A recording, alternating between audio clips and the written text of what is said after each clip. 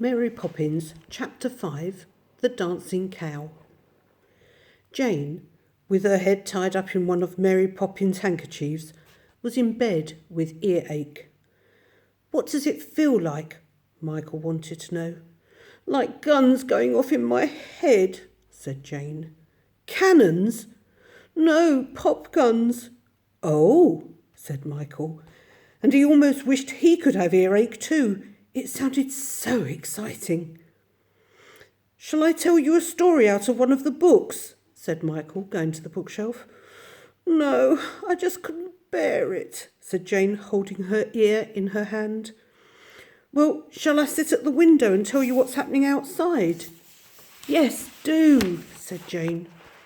So Michael sat all afternoon on the window seat telling her everything that occurred in the lane. And sometimes his accounts were very dull, and sometimes very exciting. "There's Admiral Boom. He's come out of his gate and is hurrying down the lane. Here he comes. His nose is redder than ever, and he's wearing a top hat. Now he's passing next door." "Is he saying, 'Blast my gizzard'?" inquired Jane. "I can't hear. I expect so. There's Miss Lark's second housemaid in Miss Lark's garden, and Robertson is in our garden sweeping up the leaves and looking at her over the garden fence. He's sitting down now having a rest." "He has a weak heart," said Jane. "How do you know?" "He told me. He said his doctor said he was to do as little as possible. And I heard Daddy say if Robertson does what his doctor told him, he'll sack him. Oh, how he bangs and bangs," said Jane, clutching her ear again. "Hello," said Michael, excitedly from the window seat. "What is it?" said Jane, sitting up. "Do tell." "A very extraordinary thing. There's a cow down in the lane," said Michael, jumping up and down on the window seat. "A cow? A real cow? Right in the middle of town? How funny.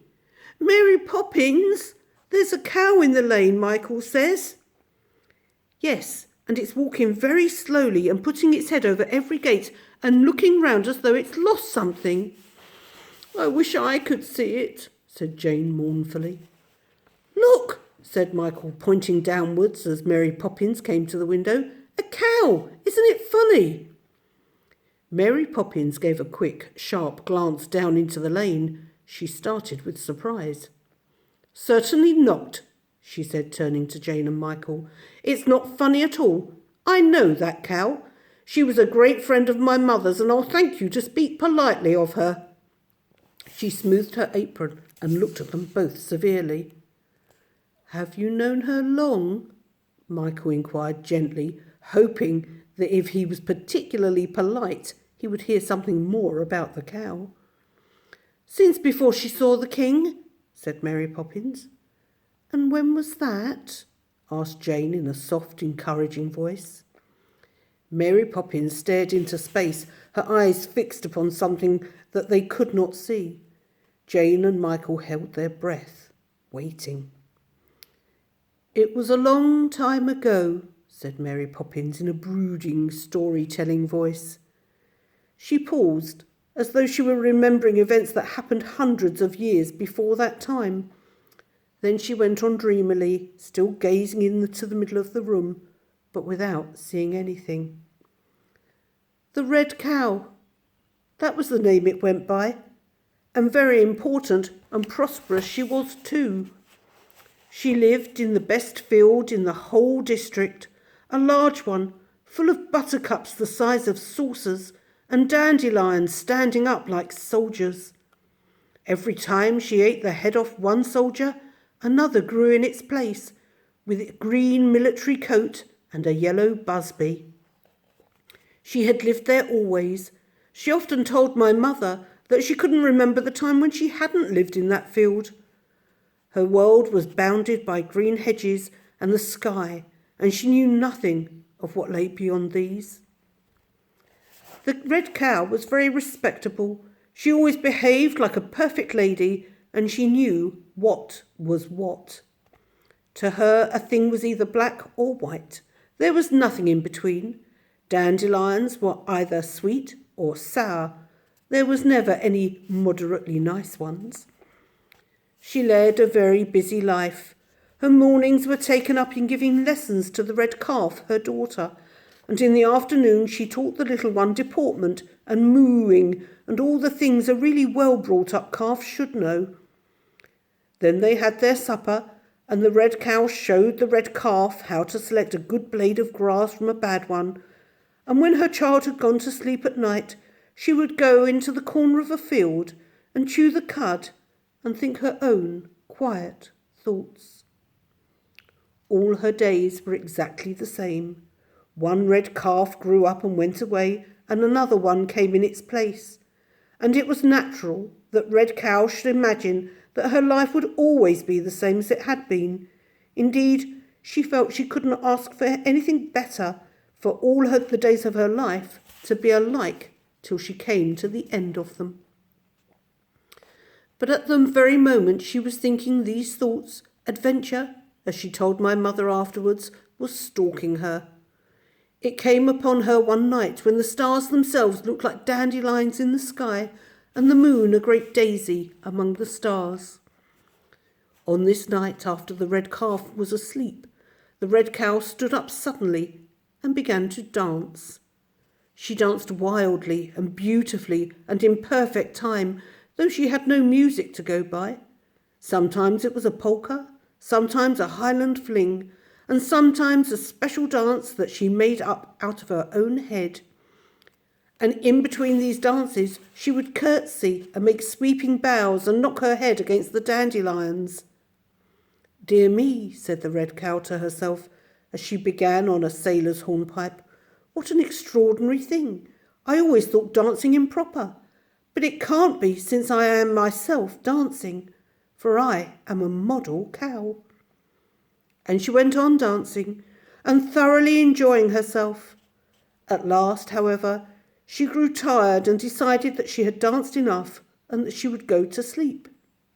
But, to her great surprise, she found that she could not stop dancing.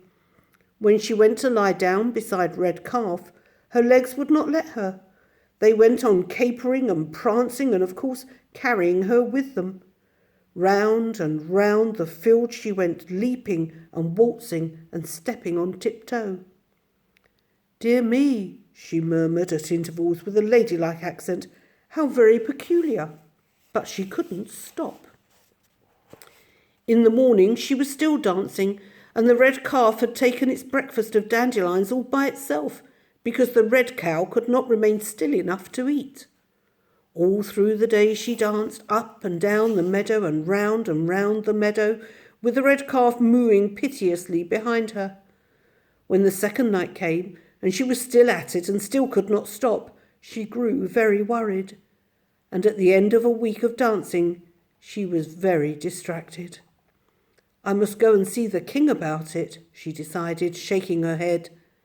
So she kissed her red calf and told it to be good, and then she turned and danced out of the meadow and went to tell the king.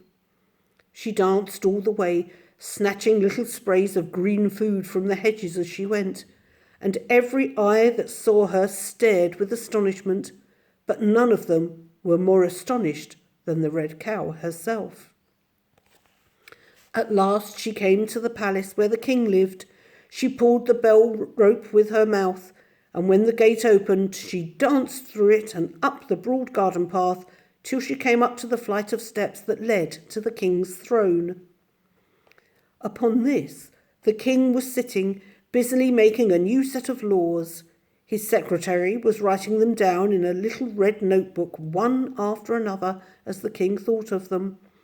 There were courtiers and ladies in waiting everywhere, all gorgeously dressed and all talking at once. "How many have I made today?" asked the king, turning to the secretary. The secretary counted the laws he had written down in the red notebook. 72, your majesty," he said, bowing low and taking care not to trip over his quill pen, which was a very large one. Not bad for an hour's work," said the king, looking very pleased with himself. "That's enough for the day." He stood up and arranged his cloak very tastefully. Order my coach. I must go to the barber's, he said magnificently. It was then that he noticed the red cow approaching. He sat down again and took up his sceptre. What have we here? He demanded, as the red cow danced to the foot of the steps. A cow, your majesty, she answered simply. I can see that, said the king. I still have my eyesight. But what do you want?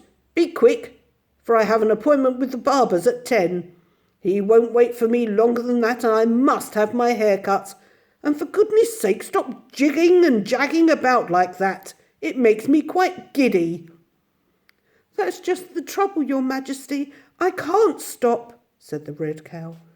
Can't stop? Nonsense, said the king furiously. Stop at once. I, the king, command you.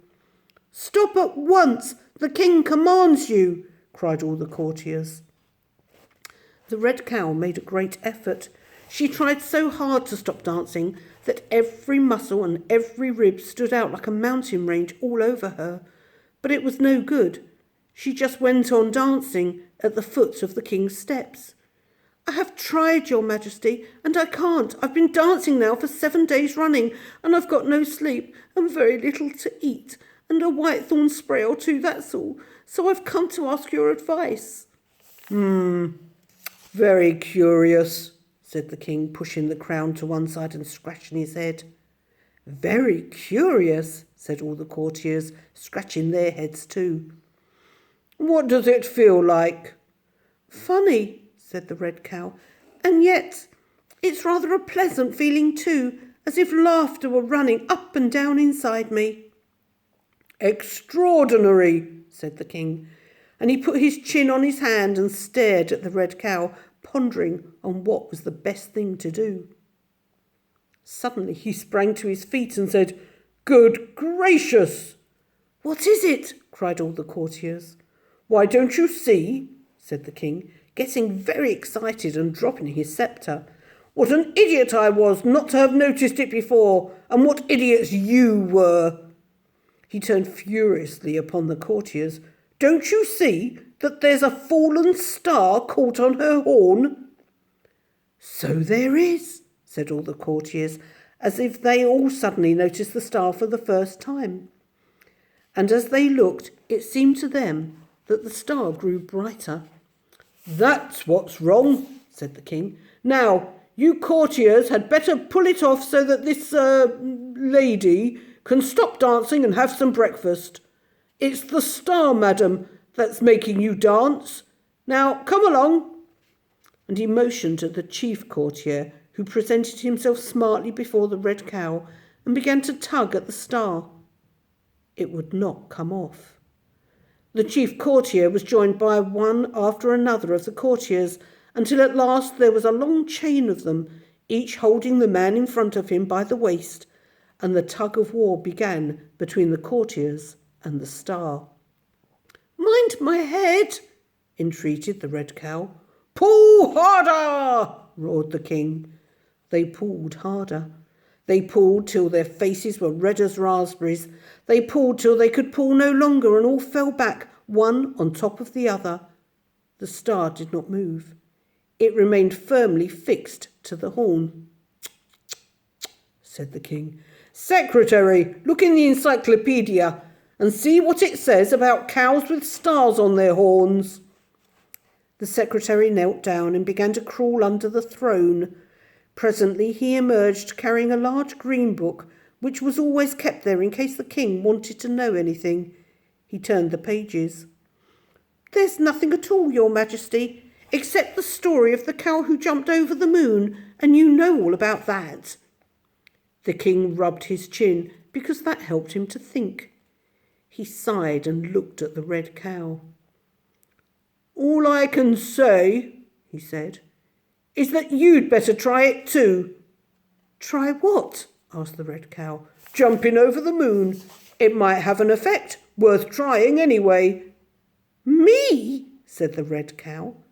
Yes, you. Who else? Said the king impatiently. He was anxious to get to the barber's. Sire, said the red cow, I beg you to remember that I am a decent, respectable animal, and I have been taught from my infancy that jumping was no occupation for a lady." The king stood up and shook his sceptre at her. "Madam," he said, "when you came here for my advice, I gave it to you. Do you want to go on dancing forever? Do you want to go hungry forever? Do you want to go sleepless forever?" The red cow thought of the lush, sweet taste of dandelions. She thought of meadow grass and how soft it was to lie on. She thought of her weary, capering legs and how nice it would be to rest them. And she said to herself, perhaps, just for once, it wouldn't matter and nobody except the king need know. "How high do you suppose it is?" she said aloud as she danced. The king looked up at the moon. "At least a mile, I should think," said he. The red cow nodded. She thought so too. For a moment she considered, and then she made up her mind. "I never thought that I should come to this, your majesty, jumping, and over the moon at that, but I'll try it," she said, and curtsied gratefully to the throne. "Good," said the king pleasantly, realising that he would be in time for the barber after all. "Follow me." He led the way into the garden, and the red cow and the courtiers followed him. "Now," said the king, when he reached the open lawn, "when I blow the whistle, jump." He took a large golden whistle from his waistcoat pocket and blew into it lightly to make sure there was no dust in it. The red cow danced at attention. "Now, 1, said the king. 2, 3, and he blew the whistle. The red cow, drawing in her breath, gave one huge, tremendous jump, and the earth fell away beneath her. She could see the figures of the king and the courtiers growing smaller and smaller till they disappeared below. She herself shot upwards through the sky, with the stars spinning around her like great golden plates, and presently, in blinding light, she felt the cold rays of the moon upon her. She shut her eyes as she went over it, and as the dazzling gleam passed behind her, and she bent down her head towards the earth again, she felt the star slip down her horn. With a great rush it fell off and went rolling down the sky, and it seemed to her that as it disappeared into the darkness, a great chord of music came from it and echoed through the air. In another minute, the red cow had landed on the earth again. To her great surprise, she found that she was not in the king's garden, but in her own dandelion field. And she had stopped dancing. Her feet were as steady as though they were made of stone, and she walked as sedately as any other respectable cow. Quietly and serenely she mooed across the field, beheading her golden soldiers as she went to greet the red calf. "I'm so glad you're back," said the red calf. "I've been so lonely." The red cow kissed her and fell to munching the meadow. It was her first good meal for a week. And by the time her hunger was satisfied, she had eaten up several regiments. After that, she felt better. She soon began to live her life just exactly as she'd lived it before. At first, she enjoyed her quiet, regular habits very much and was glad to be able to eat her breakfast without dancing and to lie down in the grass and sleep at night instead of curtsying to the moon until the morning. But after a little while, she began to feel uncomfortable and dissatisfied. Her dandelion field and her red calf were all very well, but she wanted something else, and she couldn't think what it was. At last she realised that what she was missing was her star. She had grown so used to dancing and to the happy feeling the star had given her that she wanted to do a sailor's hornpipe and to have her star on her horn again. She fretted, she lost her appetite, her temper was atrocious, and she frequently burst into tears for no reason at all. Eventually she went to my mother and told her the whole story and asked her advice. Goodness gracious, my dear, my mother said to her. You don't suppose that only one star ever fell out of the sky? Billions fall every night, I'm told. But they fall in different places. You can't expect 2 stars to drop in the same field in one lifetime. Then you think if I moved about a bit? The red cow began, a happy, eager look coming into her eyes. If it were me, said my mother, I'd go and look for one. I will, said the red cow joyously. I will indeed. Mary Poppins paused. And that, I suppose, is why she was walking down Cherry Tree Lane? Jane prompted gently. Yes, whispered Michael. She was looking for her star. Mary Poppins sat up with a little start. The intent look had gone from her eyes and the stillness from her body.